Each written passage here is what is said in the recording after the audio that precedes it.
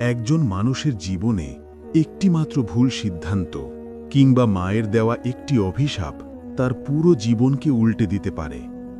একজন আল্লাভীরু মানুষের জীবনে কিভাবে একটি অভিশাপ, একটি মিথ্যে অভিযোগ এবং একটি অলৌকিক ঘটনা সবকিছু বদলে দিয়েছিল, আজ তুমি সেই চমকপ্রদ ঘটনাই শুনতে চলেছ।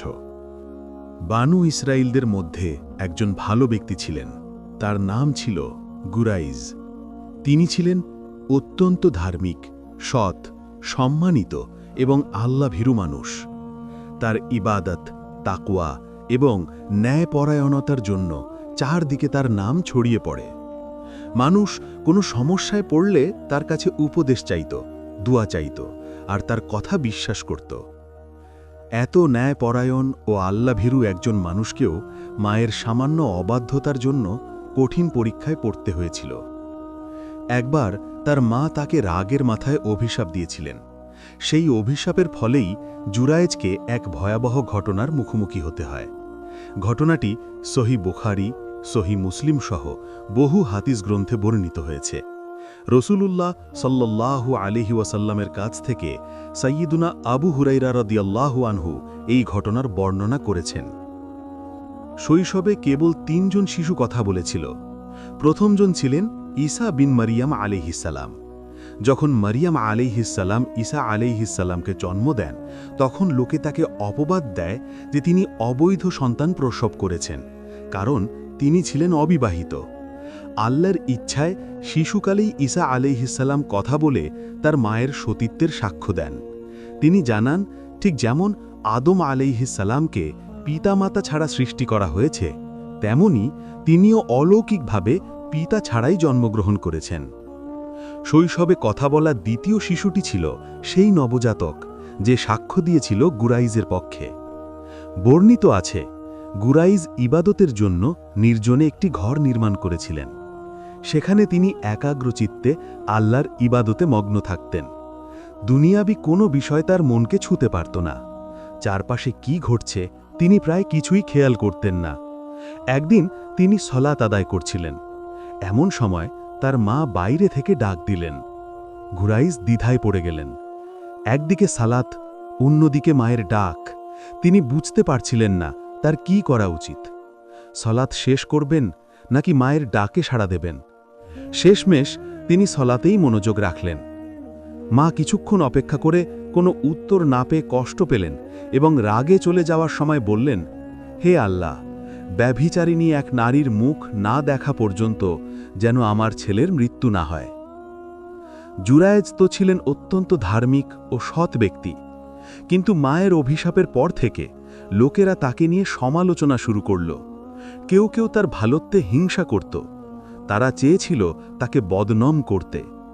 এমন সময় এক খারাপ চরিত্রের মহিলা এসে জানালো, তার সৌন্দর্যের সাহায্যে খুব সহজেই সে জুরাইজকে কুকর্মে প্ররোচিত করতে পারবে এবং তারপর তাকে সমাজে অপমানিত করা যাবে। সেই মহিলা ছিল অত্যন্ত সুন্দরী, কিন্তু তার আচরণ ছিল নোংরা। লোকেরা তার চরিত্র সম্পর্কে জানত। সৌন্দর্যের প্রতি তার অহংকার ছিল প্রবল।